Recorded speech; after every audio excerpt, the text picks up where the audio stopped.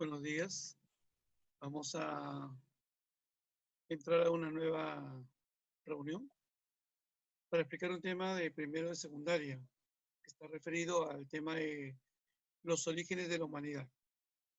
En estos tiempos de cuarentena, eh, nos vemos obligados a buscar diferentes estrategias que permitan llegar al estudiante de tal manera que pueda él mismo también de manera autónoma ir buscando información, eh, aumentando sus conocimientos. Ahora es un poco más fácil, tenemos la ayuda de Google que nos permite buscar cualquier información. Entonces, lo que nosotros hacemos es explicar un poco el tema para que luego ellos puedan ir a buscar por su cuenta y ampliar la información y de esa manera ir aprendiendo un poco más. En esta oportunidad vamos a ayudarnos de un PPT.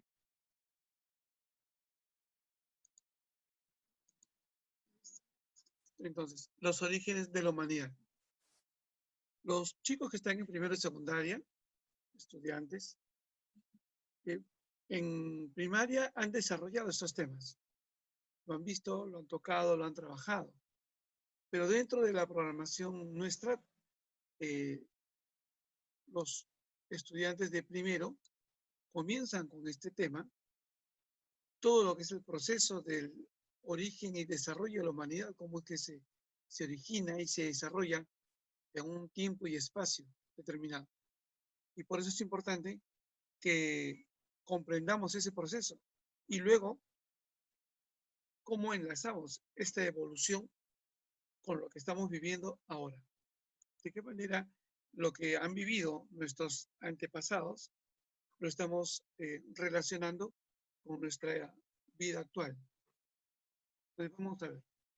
La historia, para poder investigar, para poder conocer todo este proceso social, recurre a diferentes fuentes.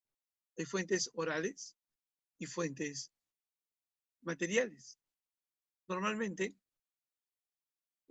las fuentes primarias producidas en la misma época en que ocurren los hechos. Pero hay muchas fuentes primarias de épocas que no las conocemos. Se han encontrado fuentes primarias, por ejemplo, de los primeros pobladores del mundo. Pero ¿cuáles son esas fuentes?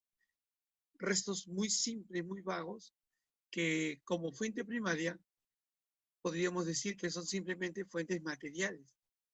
No hay fuentes escritas, no hay fuentes orales, son fuentes materiales. Las fuentes secundarias son aquellas producidas con posterioridad a la época estudiada. Son las investigaciones que se han hecho y permiten desarrollar todo una serie de hipótesis que permitan determinar qué es lo que pasó en función de las fuentes. Entonces, hay fuentes primarias y fuentes secundarias. Las fuentes se clasifican en 4.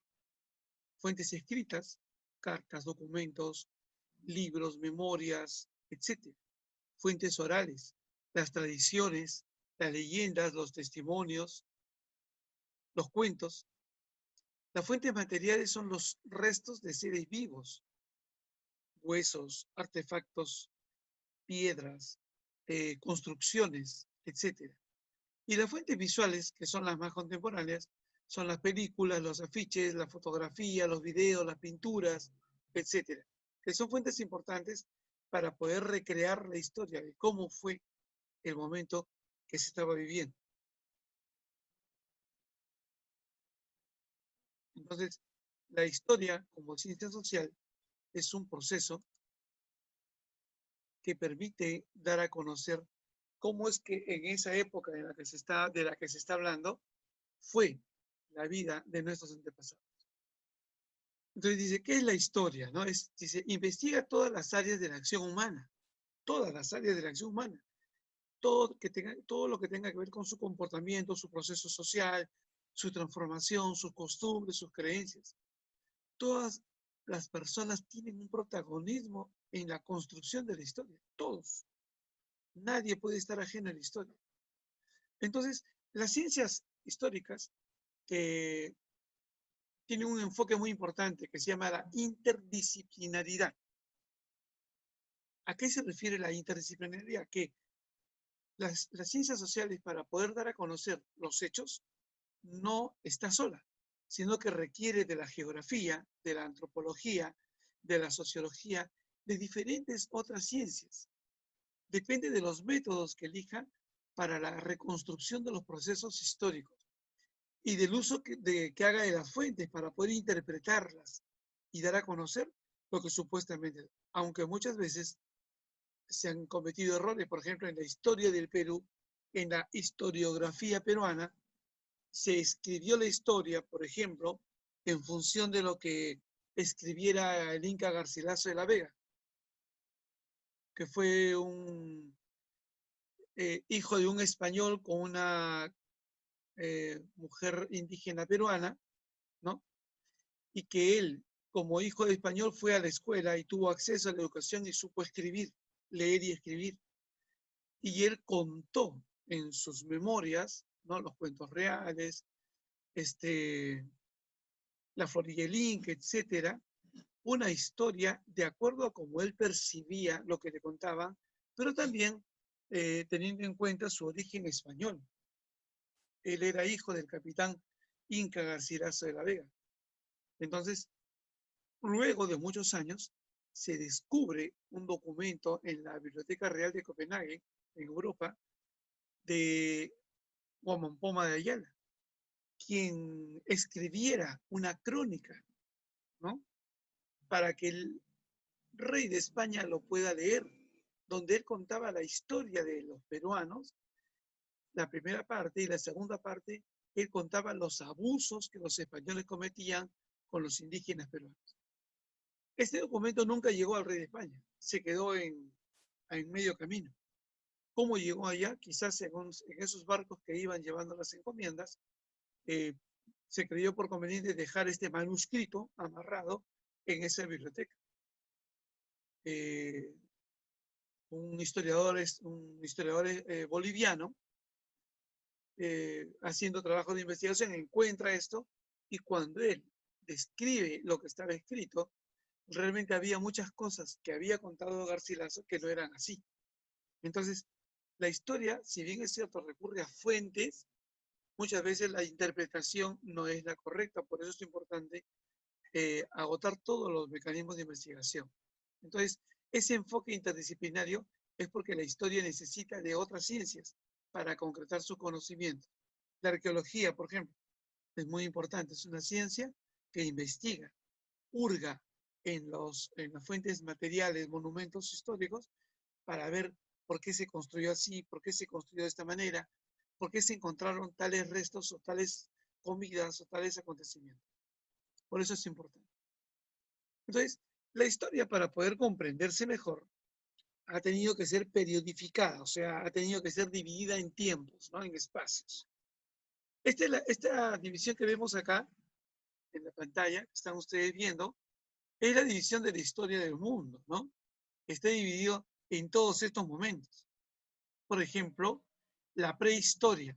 La prehistoria le llaman a la época en que no había escritura. Y la historia es a partir de que había escritura. Entonces, aquí podemos ver nosotros, vamos a usar el puntero,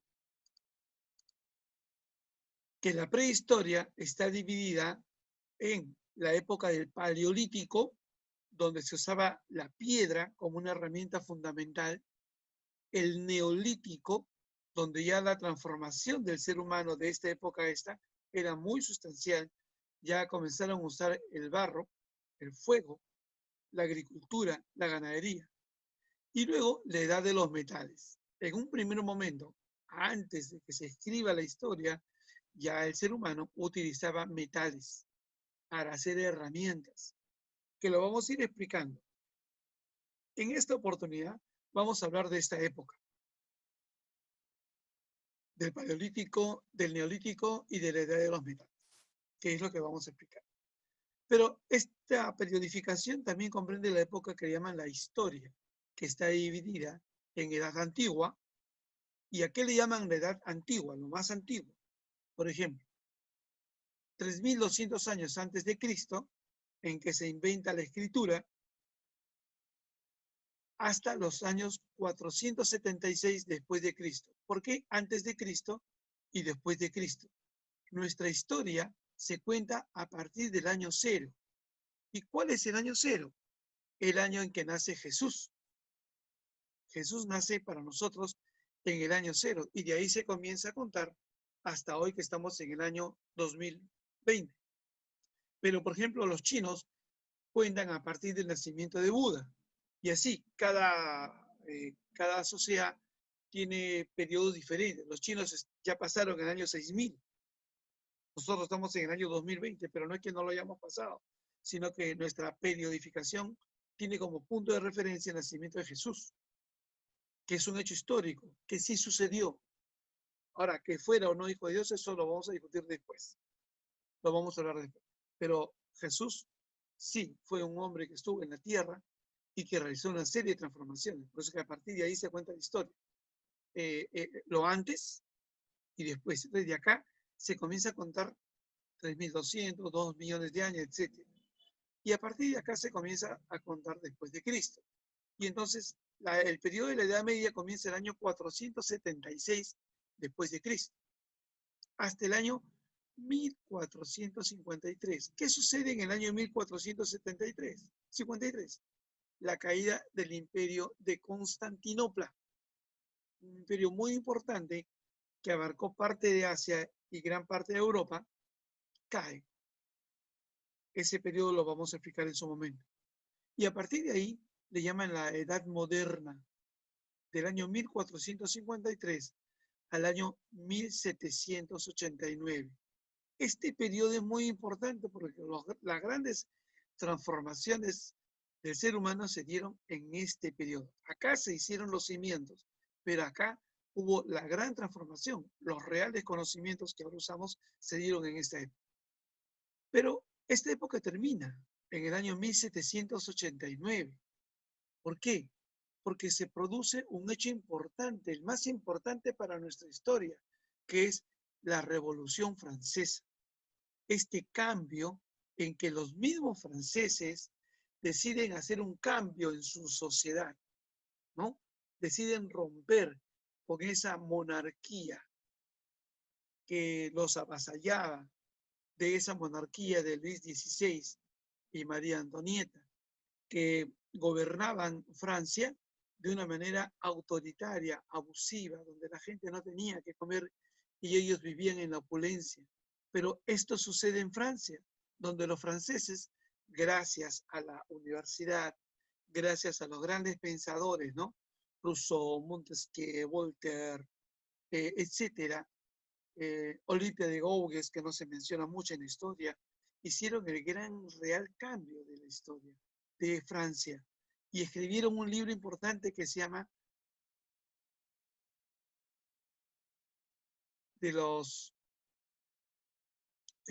la escritura más importante que queda como constitución es de los hombres y del ciudadanos, la ley del hombre y del ciudadano, ¿no?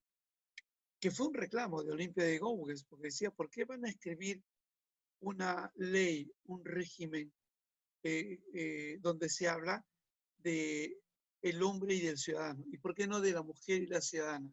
Y ella decide hacer un documento con las mujeres que habían participado en la revolución que le costó la cabeza, ¿no?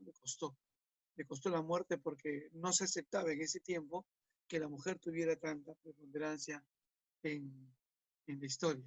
Ese documento se llamó Los Derechos del Hombre y del Ciudadano, que es el documento importante para que luego se escriba el derecho en todas las partes del mundo, los derechos humanos.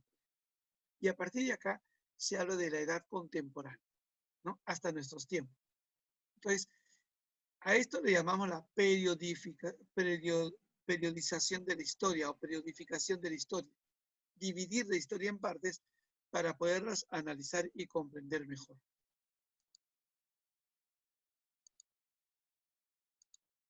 Entonces, los orígenes de la humanidad. Hay dos visiones importantes.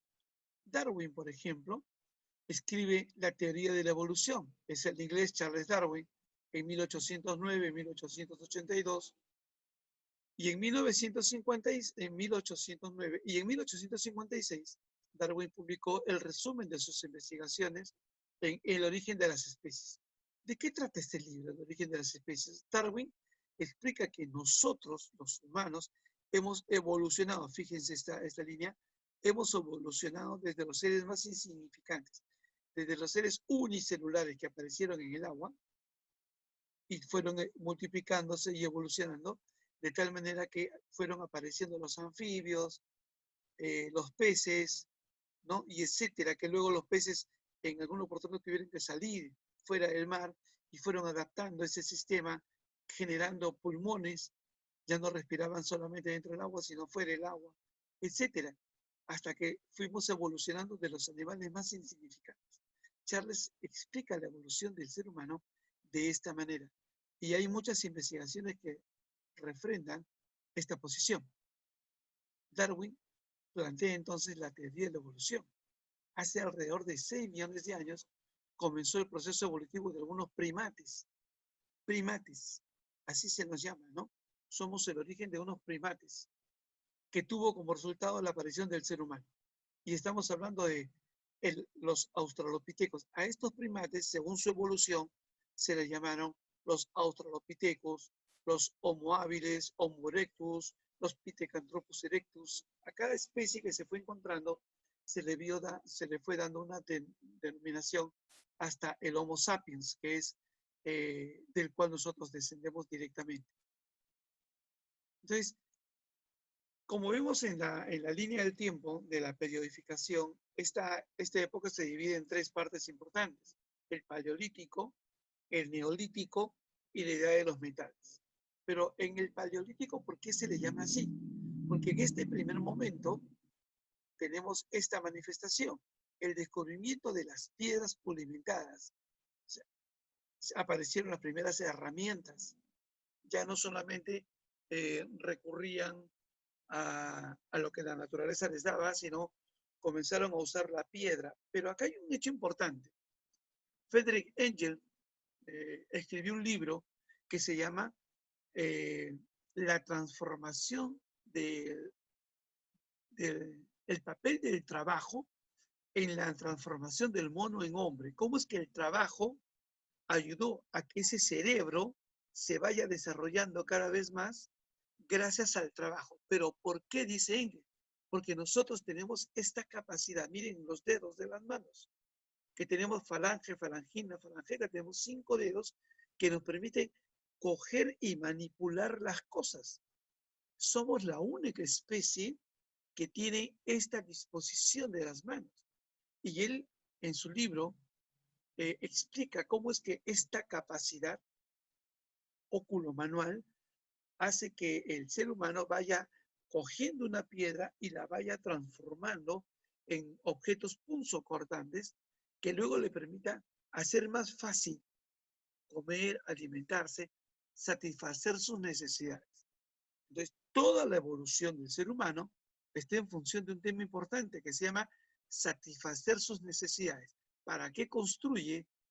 ¿Para qué construye estas piedras pulimentadas como cuchillo? Para poder cazar y cortar mejor, para poder sacarle la piel a los animales que caza y luego utilizarlos en su vestimenta, para poder manipular estas ramas de árboles, unirlas a una piedra, amarrarlas y poder convertir en las primeras herramientas, que ya significa un avance tecnológico. Esto ya es tecnología. O sea, la tecnología no solamente es la computadora, el internet, la electricidad, no. La tecnología es esto, por ejemplo. Todo el avance tecnológico aparece con estos primeros conocimientos donde el ser humano se da cuenta que puede transformar. Ahora, mayormente los que creaban estas herramientas eran los hombres, porque eran los que iban a cazar. Las mujeres, ¿qué hacían? Se quedaban en las cavernas, en las cuevas, a socializar, a hablar. Y gracias a esa socialización es que desarrolla mayormente el lenguaje.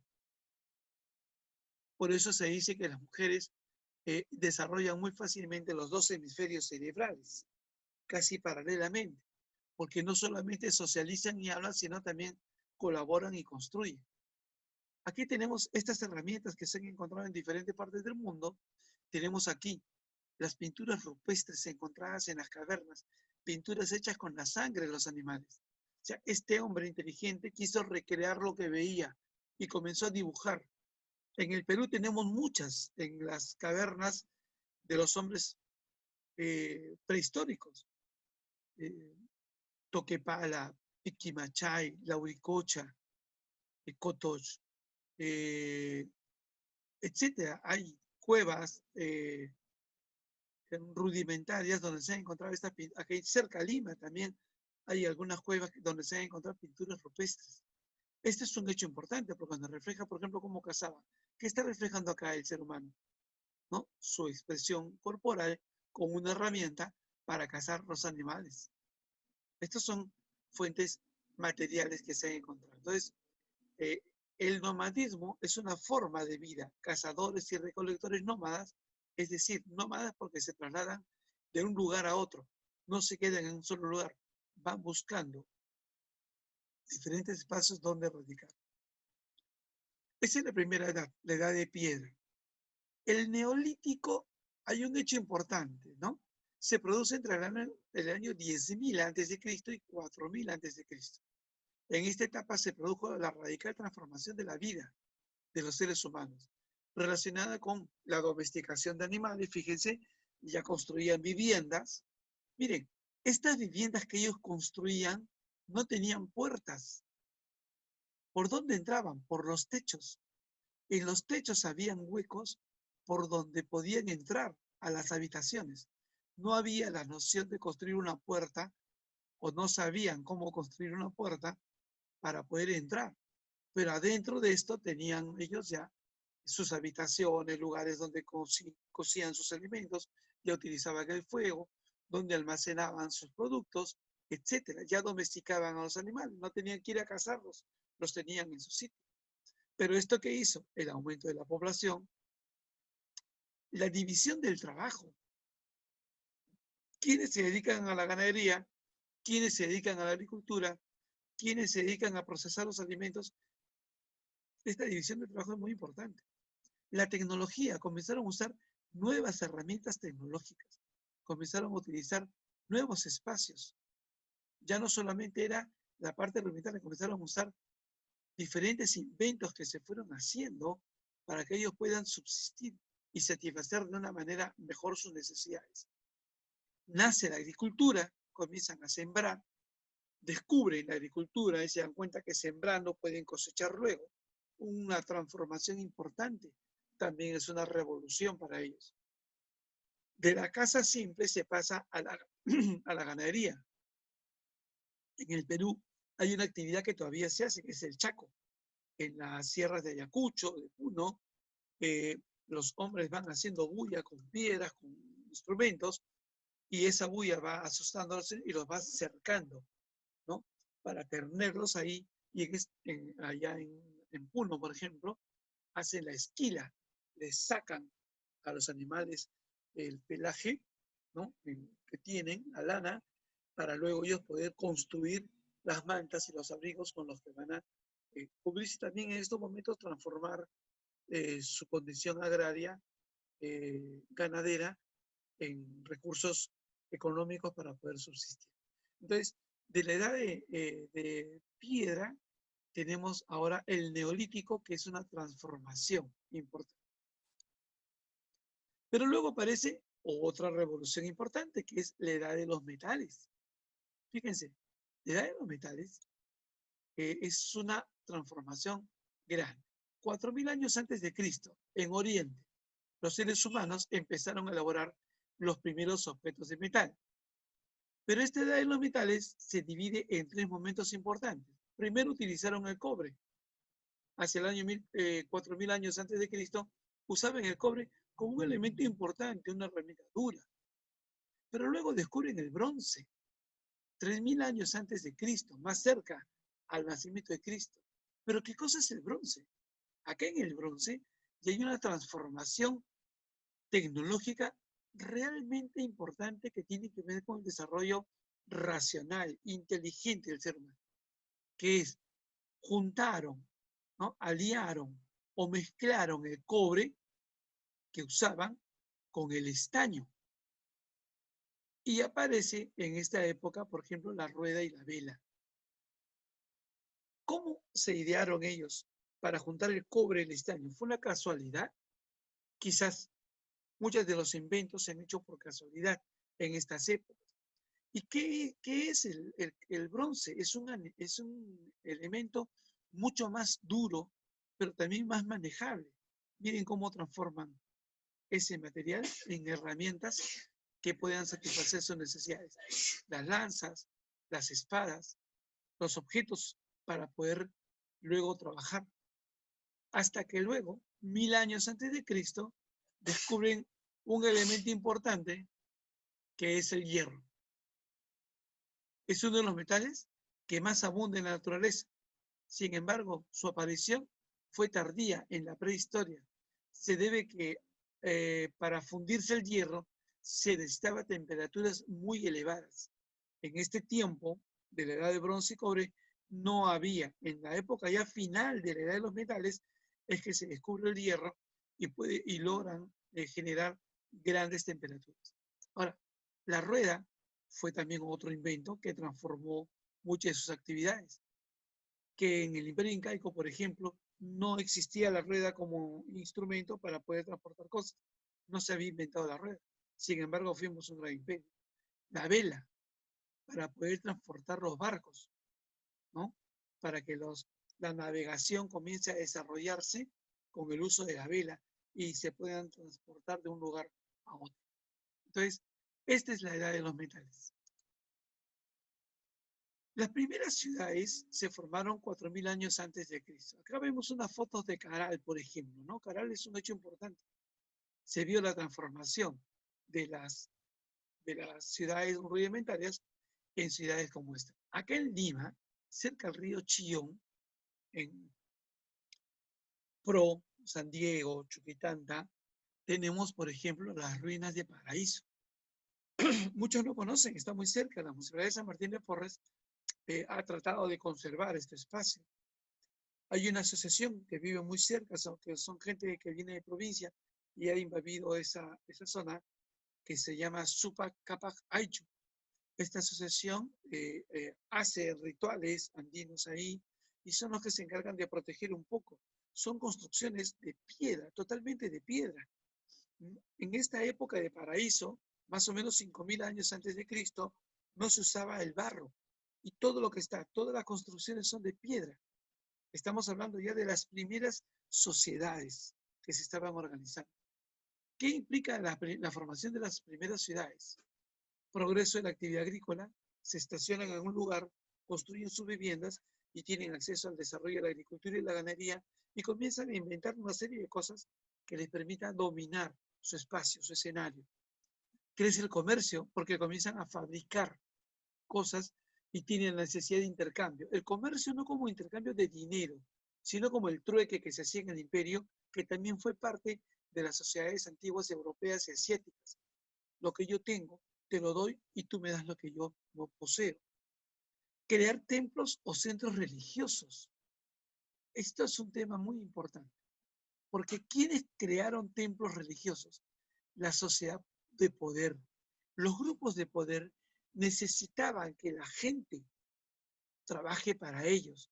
Y una manera de tenerlos dominados es generando dioses mágicos religiosos que asusten a esta gente para que pueda trabajar con miedo a que ese dios le pueda hacer daño. En el Perú tenemos, por ejemplo, Chavín de Huanta. Es una construcción que tiene unos socavones que te lleva a ver, por ejemplo, el lanzón monolítico, que es la estela de Raimondi, que son seres construidos, mimetizados, con estructuras de felinos, de aves, de cóndores, y lo asociaban a seres mitológicos que iban a transformar el mundo o que te iban a destruir si tú no cumplías. Pero claro, luego ya aparece la religión formal, como vemos, en un primer momento, una religión abusiva, transgresora de derechos, que luego con el tiempo va modificándose, que es lo que tenemos ahora, una religión realmente necesaria. La vida urbana acentuó la división del trabajo. Cada persona se comenzaron a especializar en diferentes áreas. Y esto es muy importante. Surgieron los primeros gobiernos, constituidos por grupos dirigentes que transmitían sus cargos a sus propios hijos, dinastías, ¿no? Ahí vemos algunas imágenes de las primeras ciudades, como Egipto, ¿no? Como en Asia, donde se descubrieron algunos eh, registros de ciudades muy desarrolladas en épocas que no lo pensábamos. Por eso se dice que los asiáticos son la cultura más antigua, son las civilizaciones más antiguas. Pero luego también en Grecia se encuentran restos casi contemporáneos. Aquí tenemos Caral, acá tenemos, fíjense cómo una foto satelital se puede ver todo un espacio geográfico rodeado por cerros, ¿no? Entonces son ¿dónde se ubicaban? ¿Dónde se ubicaban? ¿Cerca de los ríos? ¿En los torrentes, en las vertientes donde pasaban agua? No. Generalmente las primeras poblaciones fueron muy inteligentes porque buscaban una ubicación estratégica, cerca al agua, no tan cerca que los pueda dañar, pero cerca que les pueda abastecer de ese recurso hídrico importante. No muy alto, ni siquiera en las vertientes donde luego cuando lluvia puede bajar agua. O sea, era un estudio que se hacía. Por eso decimos que el ser humano, desde que comenzó su periodo de evolución, fue un hombre muy inteligente que fue transformando la sociedad. Ahora, hay otro origen que no es científico, que es el origen religioso. El origen religioso nace para nosotros con el nacimiento de Jesús, que previamente a Jesús ya se habían escrito las Biblias, ¿no? El Primer Testamento, el Segundo Testamento. ¿Y de qué habla la Biblia? Habla del nacimiento de Adán y de Eva, y que gracias a Adán y Eva nosotros hemos evolucionado de ellos. Bueno, la ciencia no dice que Dios no existe. La ciencia lo que dice es, no puedo decir que no existe, porque no tengo pruebas para afirmarlo. Pero tampoco puedo negar que haya existido, porque tampoco tengo pruebas para decir que no existió o sí existió. ¿Cuál es nuestra posición? Nosotros, yo, profesor de historia, que enseña lo que hemos visto, ¿no? La evolución del ser humano a través de los periodos neolítico, paleolítico, metales. Que la fe para nosotros es muy importante. Para mí la fe es muy importante. Yo conozco este periodo, sé que la ciencia es muy importante, sé de los aportes materiales de la ciencia, pero mi fe en Dios es mucho más importante. Yo creo en Dios y no quisiera que alguno de ustedes diga, ah, mira, esto es verdad, entonces ya no hay que creer en Dios. Eso es una necesidad del ser humano, creer en Dios, en creer en lo que dice la Biblia, porque también a partir de ahí nosotros podemos aprender a desarrollar un comportamiento que tenga que ver con el entorno social. Qué importante es tener fe. Si tú no tienes fe en Dios, si tú no quieres creer en Dios, bueno, ten fe en tus principios, en tus valores, pero hazte un hombre de bien. Entonces, ustedes son jovencitos de 11, 12, 13 años. Es importante analizar, aprender, sí, pero no descuiden lo otro que también es importante, la fe en Dios, que te va a ayudar a vivir mejor, te va a ayudar a comprender mejor tu existencia también. Ahora, si se descubre en el futuro, muchos años más adelante, que la creencia de Dios no es cierto, pongamos que no sea así. Yo tuve fe, yo creí y morí con mi fe y fui feliz con mi fe. Y eso es importante. Bueno, esta es la primera parte de los orígenes de la humanidad. Luego ya vamos a ver el otro periodo de la historia que toca.